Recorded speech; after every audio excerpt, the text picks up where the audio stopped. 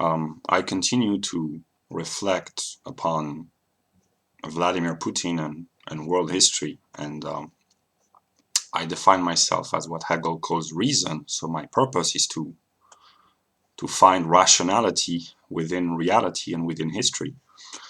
Um, Apparently, Putin was educated, like all the citizens of the USSR, in a deep reverence and love and admiration for books and culture. And that's the great dialectical irony of communism, is that communism tried to eradicate and erase religion, and at the same time sacralizing culture. But culture comes from the cult, and it is the presence of the divine made manifest within human institutions at first, human Sittlichkeit, the what Hegel calls the objective spirit, the way we behave, the way we think, the way we share our language, our ways of lives, our modes of thinking and living into the world, our cultural, our modes of behavior as individuals. But that's one aspect of culture, and another aspect, which is in the realm of what Hegel calls absolute spirit, is art, and it includes within itself literature, music, poetry. So the old-fashioned orthodox Marxist, they had a deep and profound admiration for culture. So by being atheist, they rendered divine service by preserving the value of culture. Also, a broad view of 20th century and especially post-World War II history are at the beginning of the Cold War in 1947 officially, there was a divide between the Western capitalist countries and the Eastern Soviet communist countries. And in the 1950s and 60s especially, the West was dialectically negated from within with the rise of cultural critique and what would later be known as cultural Marxism. So it incorporated the dialectical negation of Marxism, because Marxism as a political and economic system could not be implemented in the West, so it had to become the negation of itself while preserving itself. It had to be aufgehoben. So the economic doctrine of Marxism was becoming untenable because it was an economic failure. So Marxism self-transformed into cultural Marxism by trying to invade the cultural spheres of life to bring about a cultural, which, because culture is connected to politics and to all spheres of life, would bring about a political revolution.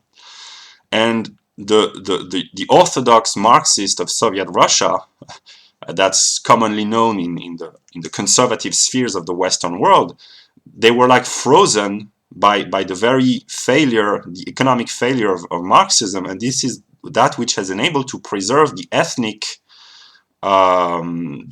population of the Soviet, the former Soviet states, and the modern Eastern Europe is still hugely predominantly white because of Marxism. And there are conservatives and right-wingers in the West who say the good aspect of communism is that while it tried to transcend all class conflicts, it unconsciously preserved the ethnic population, which is a trick of reason, a cunning of reason. Marxism is that which enabled to preserve the white race, so to speak, and capitalism brought about the demographic replacement in Western countries. So that's dialectical, historical irony at work in broad outline. Yeah. So Vladimir Putin is not an intellectual as such, but he's familiar with the great thinkers of Russia and the foreigners, the great foreign thinkers.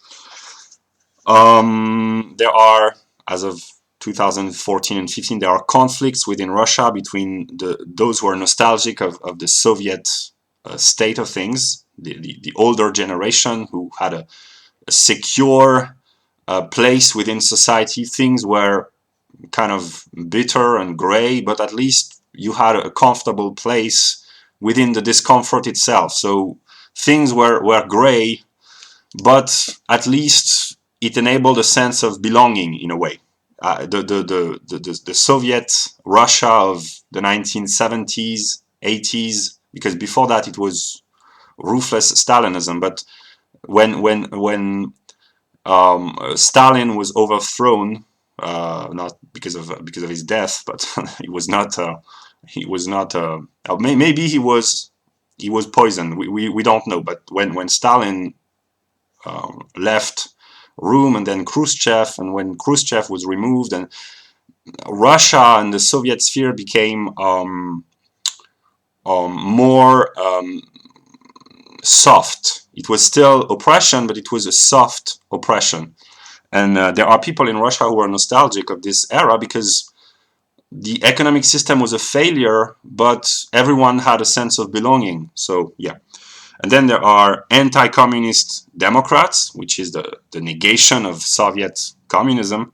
And there are more or less pro-Soviet nationalists. So it's Russia is in a state of political and cultural conflict like all countries. Putin apparently often quotes some philosophers in his speeches. He wants to leave a mark, to leave a trace in history, and the ideas which are profoundly placed, I don't have the English word, who are profoundly within the history of the country. He wants to revive the eternal essence, the fundamental truth of Russia. He wants to become the manifestation of the eternal Russia, the eternal soul of Russia, maybe. Apparently, he's both cynical and idealist.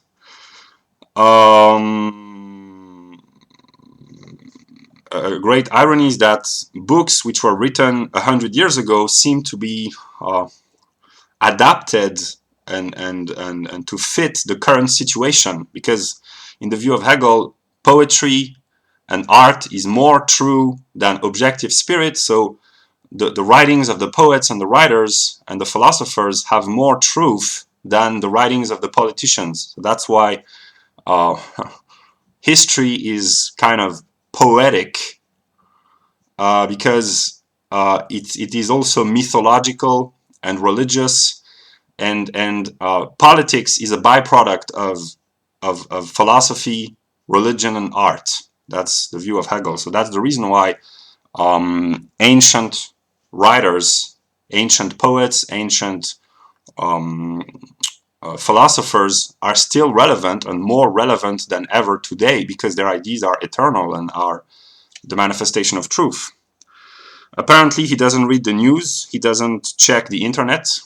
That's a Hegelian mistake, but making mistakes is part of the Hegelian process, so Putin shouldn't be blamed for that.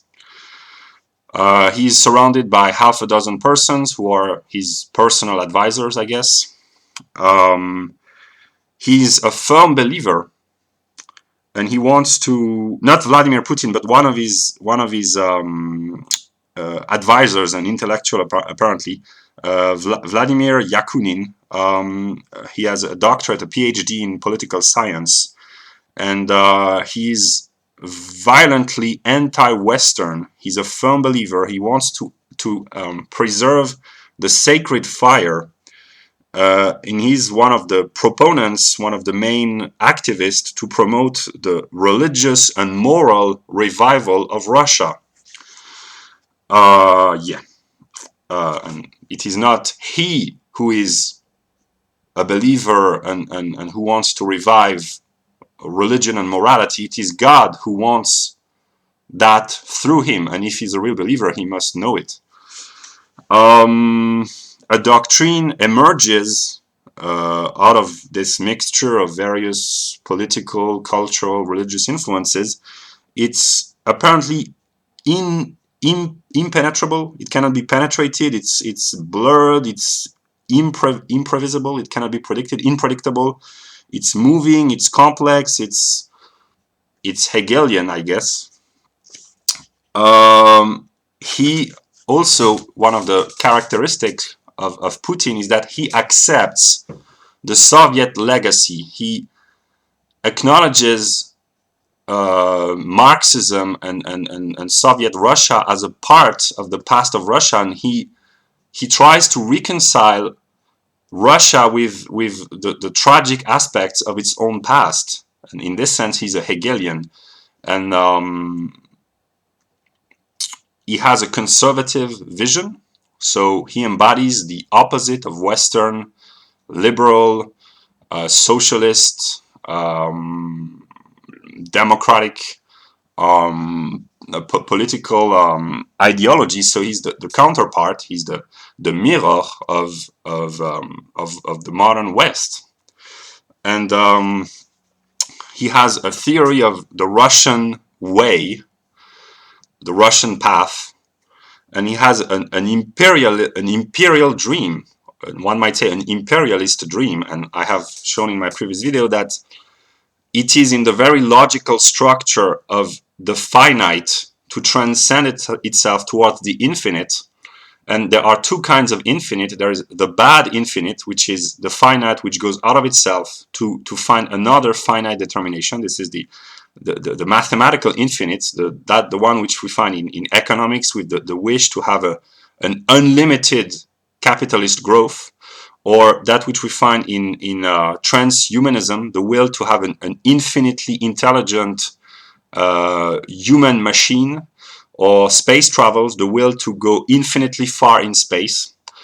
And in the realm of politics, this bad infinite is the will to conquer ever more. That's the logical root of every imperialism in history. It's the attempt to transcend the limit by negating the limit of the self, in the realm of geography and politics, it is the border of the state, to remove the border by extending it outside of itself and by incorporating otherness within one's own border. It is an attempt to negate the not self by incorporating it within the self. So the entire history of mankind is driven by this imperialistic will, and the opposite of imperialism is self-negation in the form of Western, modern Western, no border ideology. It is the will not to incorporate the other by going outside of oneself, but by letting the other come within oneself. But that's just inverted imperialism. The no border ideology, the great replacement, the welcoming of refugee is inverted imperialism, and we have a clash of two opposite attempts to transcend the limit and the finite in the realm of politics, with the Western world whose highest wish is to replace itself, and the Eastern Russian world whose wish is to expand itself. So that's at root, it's a logical conflict.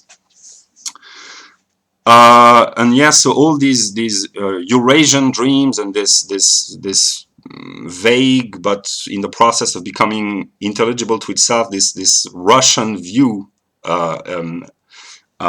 defended by Putin wants to present itself under the guide, I don't know, the pretense of a scientific philosophy. So that's very Hegelian, to try to incorporate opposite determinations and to make a coherent totality out of many influences which at first appear unrelated. And this moving doctrine promise us an agitated future, said the author in 2014 and 15, because Hegelianism is the self-movement of reality, and movement includes movement. So yeah.